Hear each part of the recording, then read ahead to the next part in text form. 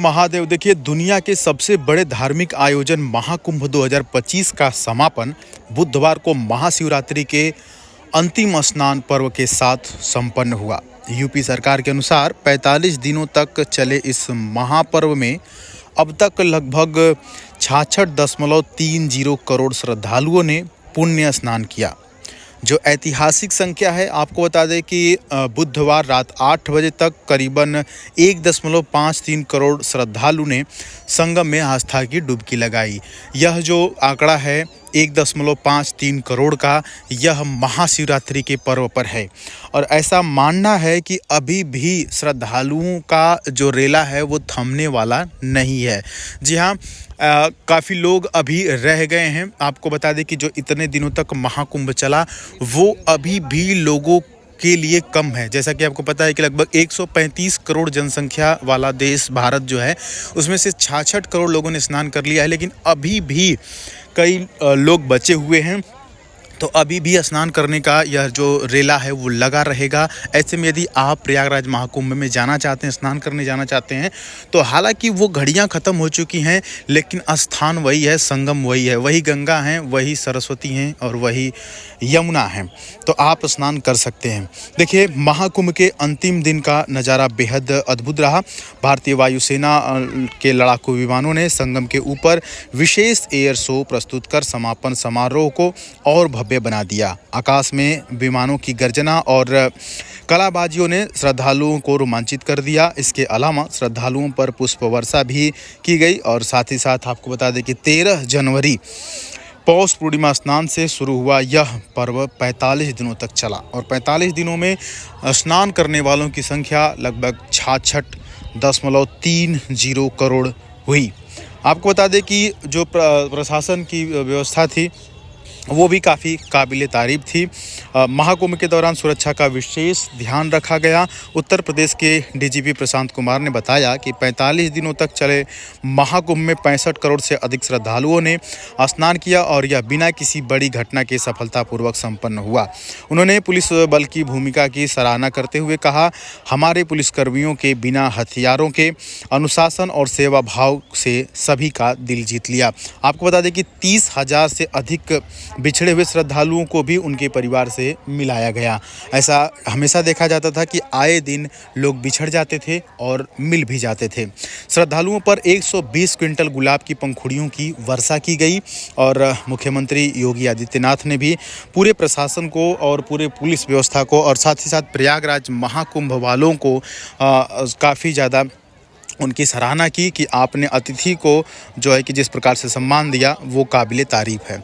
लेकिन आपको बता दें कि जो 29 जनवरी को जो चीज़ें हुई थी उसमें थोड़ी सी कैजुअलिटी हुई और उसमें प्रशासन की थोड़ी सी गलती के साथ साथ लोगों की भी गलती मानी जाएगी, क्योंकि संगम नोच पर जो लोग सोए हुए थे उन्हें प्रशासन के द्वारा बार बार अलर्ट दिया जा रहा था कि आप यहाँ से हट जाइए, भीड़ काफ़ी बढ़ रही है और भीड़ बढ़ने के दौरान आपको समस्या हो सकती है। इसके बावजूद जो गांव की महिलाएं थीं वो हटी नहीं। उन्होंने कहा कि हम सुबह में जो है कि उठेंगे और संगम पे स्नान करेंगे, उसके बाद जाएंगे। रात में वो सोई थीं और अचानक जब भीड़ का दबाव बढ़ा, जनता बेकाबू हुई, तो वहाँ से वो लोग चल दिए, भीड़ चल दी। तो जो लोग सोई थीं वो सोए ही रह गए। तो ये कुछ चीज़ें हुई।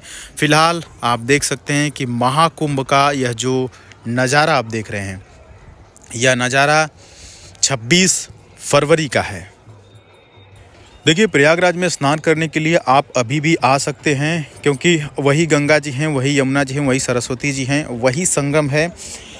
तो आपको यदि स्नान करने आना है तो आप किसी भी रेलवे स्टेशन से आ सकते हैं, क्योंकि अब जो है ऑटो की सुविधा आपको देखने को मिलेगी।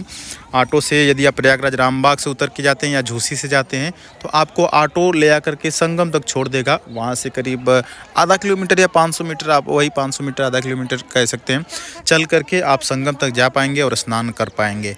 और यह नज़ारा आप देखिए कितना अद्भुत है। संगम आपको ज़रूर जाना चाहिए। यदि आप प्रयागराज महाकुंभ के इस 45 दिन के पर्व में नहीं शामिल हो पाए तो आप अभी भी जा कर के स्नान आदि कर सकते हैं, अपने परिवार को स्नान करवा सकते हैं, क्योंकि संगम का महत्व कभी नहीं घटने वाला है। वह पवित्र स्थान जहां पर समुद्र मंथन के दौरान अमृत की बूंदें गिरी थी और वह अमृत की बूंदें हमेशा रहने वाली हैं। हालांकि जो संयोग बनता है वो संयोग नहीं है, लेकिन फिर भी स्थान का महत्व होता है।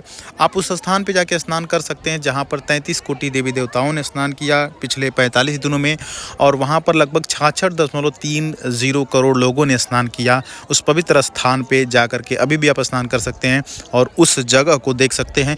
वहाँ की मिट्टी आप घर पर ला सकते हैं और गंगा जल घर पर ला कर के छिड़काव कर सकते हैं, और अभी भी तमाम लोग आ रहे हैं और स्नान कर रहे हैं। आप कमेंट बॉक्स में यह भी बताइएगा कि क्या अभी आपको स्नान करने आना है या नहीं आना है, तो उस प्रकार से हम आगे की अपडेट आपको देते रहेंगे। फ़िलहाल यह जो नज़ारा आप देख रहे हैं, यह कल के दिन का यानी महाशिवरात्रि के शुभ अवसर पर जो लोग स्नान कर रहे थे उनका यह फुटेज है। और यह देखिए किस प्रकार से लोगों ने संगम पर आस्था की डुबकी लगाई। देखिए एक चीज़ हम ये बता दें कि प्रयागराज महाकुंभ में जब आप जाएंगे तो संगम कह लीजिए या त्रिवेणी संगम कह लीजिए या त्रिवेणी घाट कह लीजिए या संगम घाट कह लीजिए, सभी एक ही चीज़ है। संगम का मतलब जहाँ मिलन हो, त्रिवेणी का मतलब 3 नदियों का मिलन, जहाँ पर गंगा यमुना आपको तो प्रत्यक्ष रूप से देखने को मिल जाएंगी, लेकिन यमुना नदी नहीं देखने को मिलेगी। कई लोगों का मानना है कि यमुना नदी विलुप्त हो गई हैं, वहीं पर कई लोगों का यह भी कहना है कि सरस्वती नदी विलुप्त हो गई हैं, और कई लोगों का यह भी कहना है कि सरस्वती नदी जो है वो अंदर से बहती रहती है। खैर, गंगा और यमुना आपको प्रत्यक्ष रूप से देखने को मिल जाएंगे। गंगा में जाने के बाद, संगम पे जाने के बाद अब स्नान आदि करेंगे, और जो महिलाएं हैं वो स्नान आदि करने के बाद जैसा कि आपको पता ही है कि गंगा का पूजा वो लोग करती हैं। तो यहाँ पर आप देख सकते हैं कि महिलाएं किस प्रकार से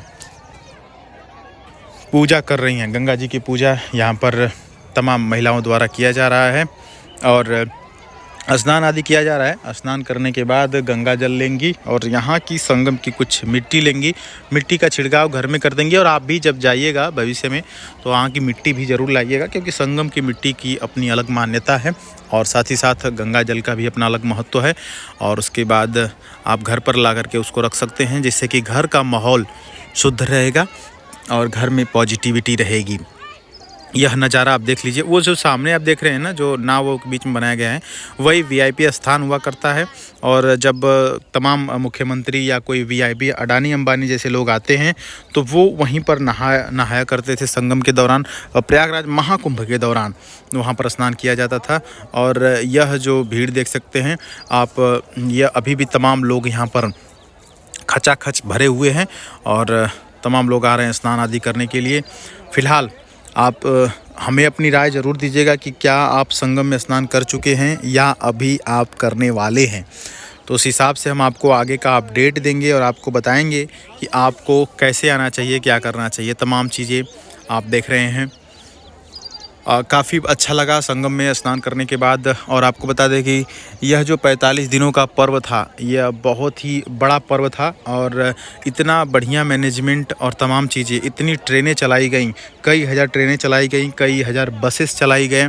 आपको पता है कि मैं तो डेली वहाँ पर जाया करता था रिपोर्टिंग करने के लिए, किसी भी प्रकार की दिक्कत नहीं हुई। हालांकि जनसंख्या है तो दिक्कत थोड़ी बहुत तो होगी ही, लेकिन इतनी सी दिक्कत को दिक्कत नहीं कहा जाएगा, क्योंकि इतना लोगों को कंट्रोल करना यह किसी अन्य के बस की बात नहीं थी।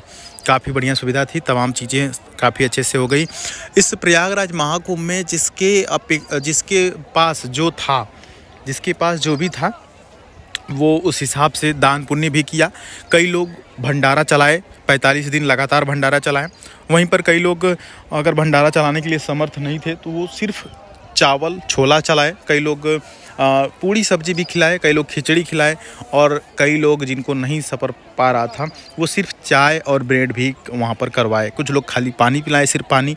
तो अपने सामर्थ्य के अनुसार लोगों ने दान पुण्य में भी चढ़ बढ़ करके भाग लिया और सभी प्रकार से लोग सहयोग में सभी लोग बने रहें और इस महाकुंभ के महापर्व को लोगों ने सफल बनाया। यह अपने आप में काफ़ी सराहनीय है। सभी को हमारी तरफ से और पूरे देशवासियों की तरफ से बहुत बहुत धन्यवाद। और आपने हमें इतना हमें व्यक्तिगत रूप से आपने इतना प्यार दिया, सपोर्ट किया और आप लोगों ने हमारी बात सुनी, समझी और हमारे द्वारा बताए गए टिप्स से, बताए गए डायरेक्शन से कई लोगों ने स्नान किया और काफ़ी आसानी से संगम तक लोग पहुँचे और किसी को किसी भी प्रकार की समस्या नहीं हुई। हालांकि जो लोग खो गए थे उनकी हमने मदद भी कई तरह से की अपने सोशल मीडिया अकाउंट के से, जिसकी वजह से कई लोग मिले भी। तो ये मिला जुला करके सभी लोगों के सहयोग से इतना बड़ा पर्व काफ़ी सफल रहा और इसके लिए आप सभी का तहे दिल से बहुत बहुत आभार, बहुत बहुत धन्यवाद।